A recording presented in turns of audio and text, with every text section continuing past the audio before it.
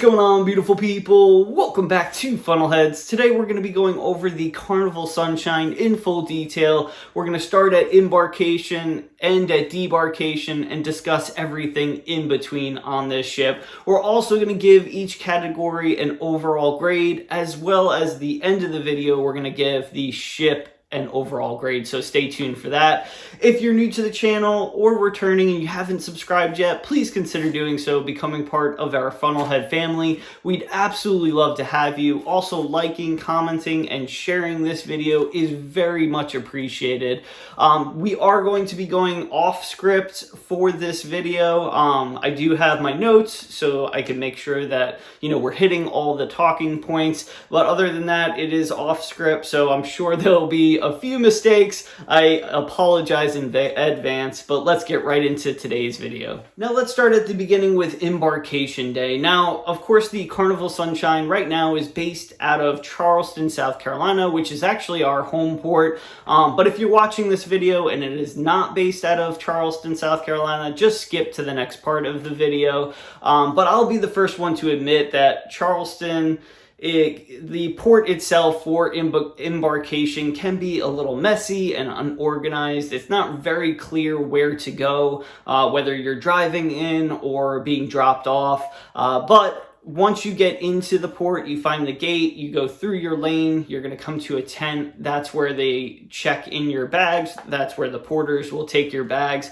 After you check in, you're going to find a parking spot. Now, parking in Charleston, South Carolina, I can't remember the exact price offhand. I'll try to post it either in the comment section or in the description box. But I want to say it was for a 5-day cruise around like $85, give or take. But again, I'll post that in the comment section. But just a reminder that the Charleston port does not have garage covering for parking. So if that's important to you, if you're bringing your own vehicle, that might be something that you need to know. But once you find a parking spot, you're going to quickly gather the rest of your belongings and you're going to check in. Now, checking in here is not, not super slow, but it is definitely not as fast as some other ports that we've left from. For example, Miami or Port Canaveral, just to, name a few. Now, after you check in, you're actually going to take a shuttle directly to the cruise ship.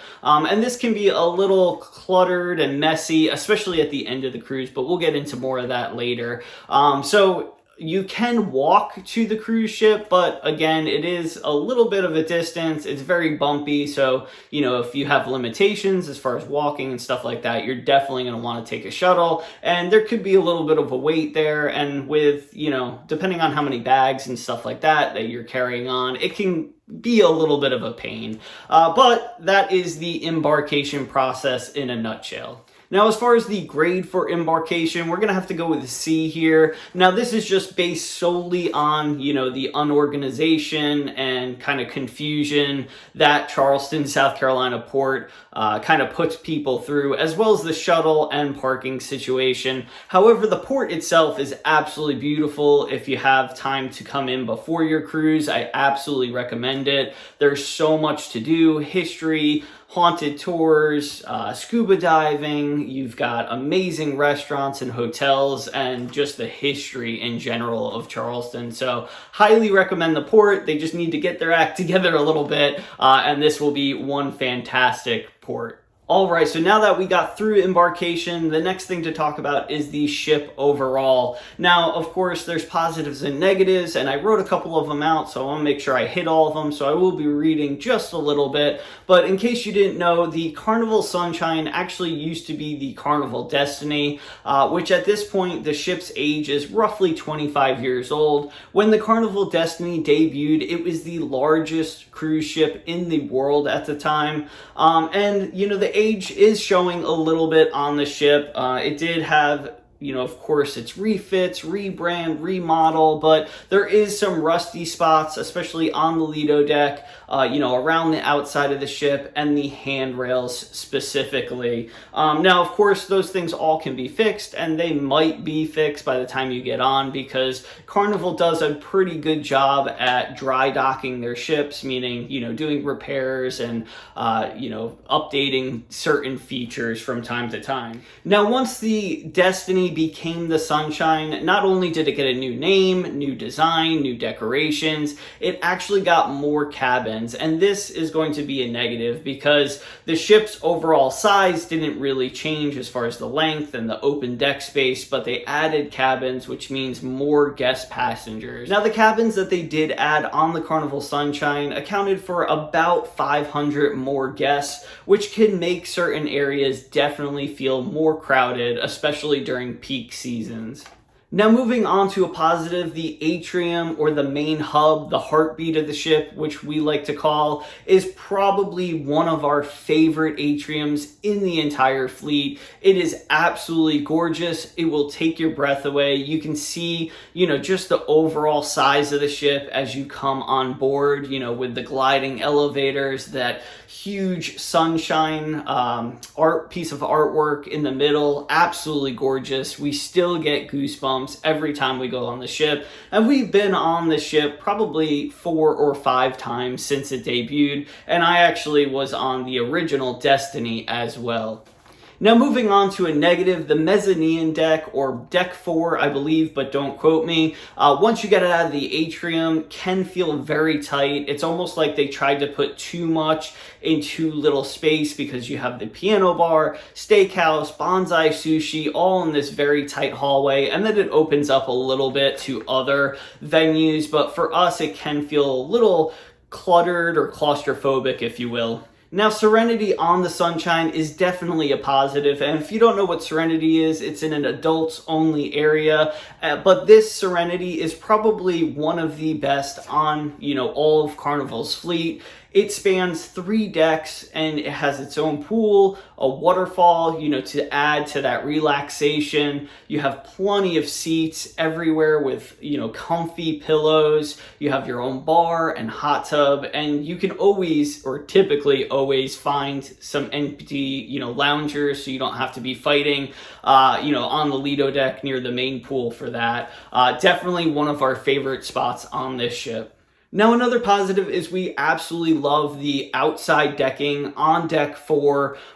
It is perfect for walking. Unfortunately, it doesn't go all the way around the ship, but it is on both sides, on the starboard and port side. And it's a perfect place, just to walk back and forth or take some really good pictures, especially during sunrises and sunsets. And lastly, for our main positives is the secret area. And I do that in quotation marks because it's not really a secret area, but a lot of people don't know about it. Now, I did a video on this area specifically. If you want to check that out, I'll try to put it right here somewhere. Just click on that link. But it is basically outside decking on deck 6 and 7. You can get to it if you go all the way forward on the ship. You're going to go through, the cabin hallways, and it's going to lead you to a door on either the port or starboard side. You can get to it either way, but it's just a beautiful area, especially while you're sailing. If the weather is calm, sunny day, great spot to clear your mind, read a book, take some pictures. I recommend bringing like a tripod or like a selfie stick to take some great family pictures or just some selfies. But it is a perfect area, so definitely check that out. Now, moving right along, let's discuss food on the Carnival Sunshine.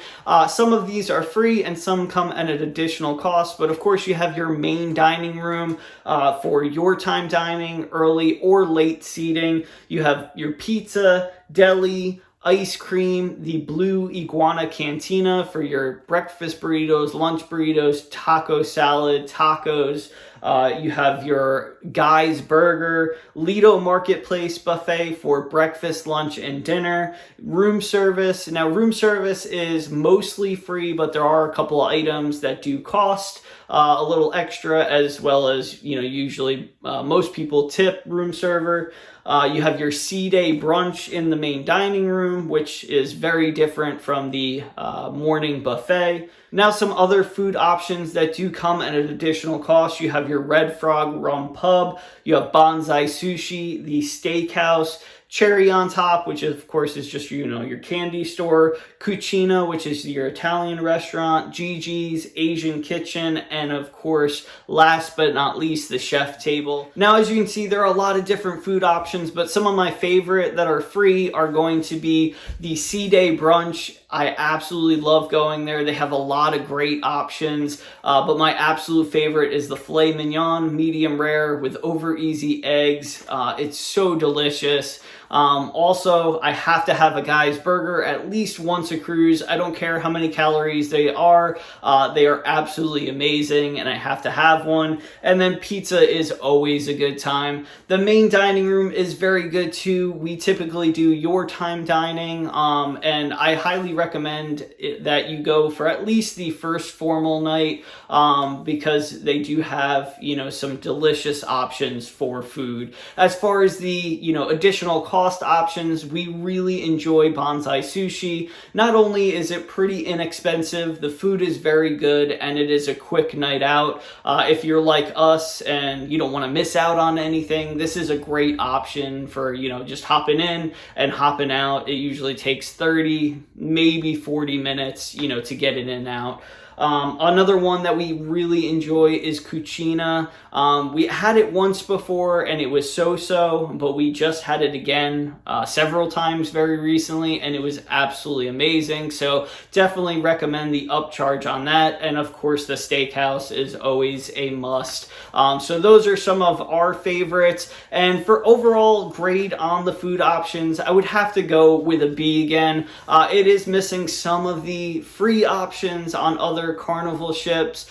For example, Big Chicken, and also some of the other specialty restaurants, but overall, very good food and lots of different options. Now let's discuss the bar venues and drinks on the Sunshine. Starting off on the Lido deck, you have the Blue Iguana Tequila Bar and the Red Frog Rum Bar. Now from the Tequila Bar, one of our favorite drinks is the Blues Blue Margarita, and the Red Frog Rum Bar is definitely the cruiser. It is absolutely delicious. It basically tastes like a juice box with alcohol, but be careful, they are sneaky. There's a good amount of alcohol in them, and it will catch up to you. Now, down below, you have the Red Frog Pub, which highlights different rums from the islands, beers on tap. A really cool area for, activities as well. They have different board games and, like foosball, things of that nature. You have the Piano Bar, Alchemy Bar, which is our absolutely favorite bar to go to.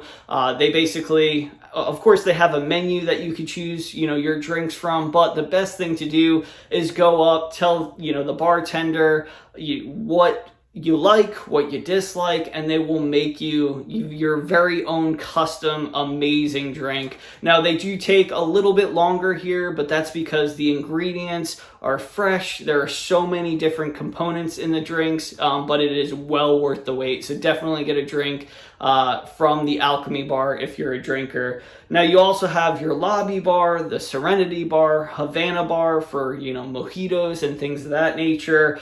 They also make a very good sangria. You have your Liquid Lounge Bar, the Steakhouse Bar, which actually has some of the best wines on the ship, as well as the Lobby Bar, and then finally the Casino Bar. Now, at each one of these bars, they all have unique menus. Now, you can typically get a certain drink from any of the bars, unless, they don't have a blender of that specific bar. But I would highly recommend checking out their menus, either scanning the QR code or just asking for a paper menu and try something that's special to that bar, because you will not be disappointed.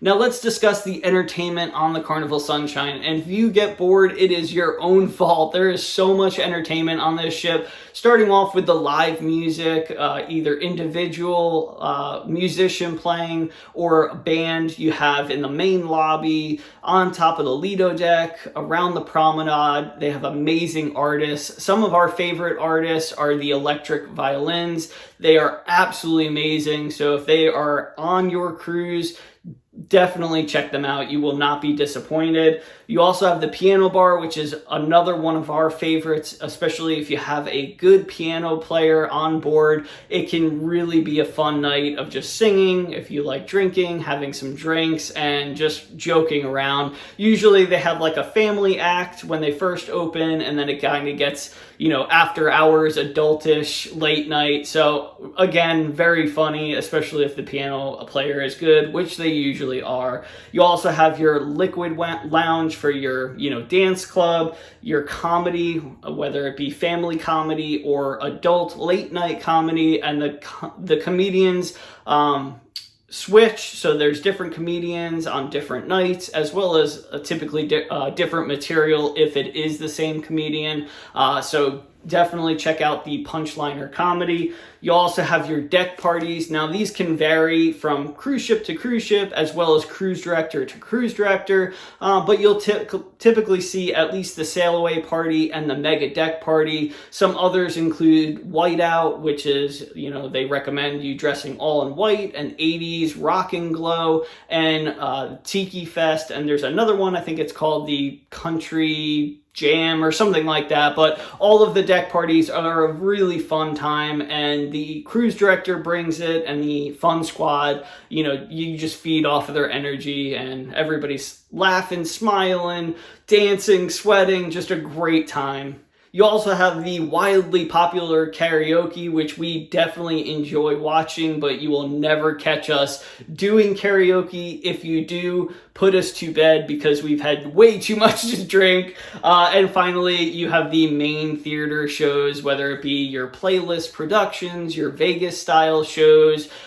Sometimes you have comedy, magicians, hypnotists. It can vary, again, from itinerary to itinerary. And I'm sure I'm forgetting, you know, some of the entertainment options, but if you think of anything else, absolutely put it in the comment section below. Overall, the entertainment is absolutely an A, and is some of the best on board. All right, so we pretty much discussed everything on board the Carnival Sunshine, so let's talk about the dreaded debarkation. Now, just like the embarkation, this, I think, is the weakest part of the Sunshine as a whole. And again, if you're not leaving from Charleston, this may not affect you, and if it doesn't, just skip this part of the video and go to the end. But because there's a noise ordinance in Charleston, it can get a little bit confusing on which zones are being called. They display it in cabin or around the ship on TVs. However, you can only be in the cabin so long before they, you know, have to get in to clean the room for the next guest.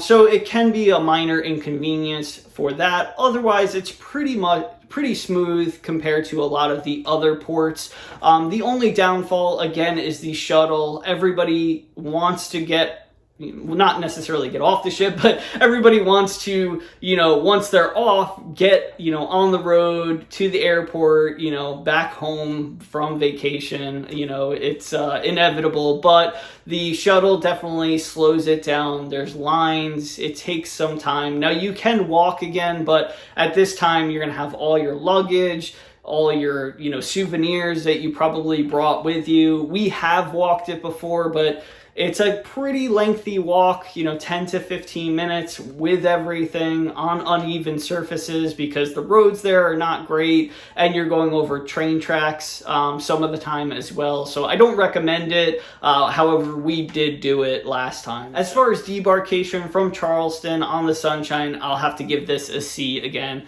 Now, as far as the overall grade on the ship, we'll have to give it a B, with really the only downfalls being the embarkation and debarkation can be definitely more organized and just better. Hopefully, eventually they will fix the port up a little bit and, you know, just have a much easier process. But until then, you know, we're going to have to go with B. As far as the ship itself, you know, there's definitely positives and negatives. We always take the positives out of everything. But the ship is absolutely gorgeous. It's pretty large, especially for Charleston. At this point, it's the biggest ship that can fit in Charleston. I know they got around to, I believe, approving the port to be dredged, which can, you know, fit the larger ships in the future. But for now, this is going to be the biggest ship there. And we highly recommend this ship. I mean, we would literally leave later today to get on this ship if possible. And it's just a great time, great entertainment, great food, and you're just going to have a blast. So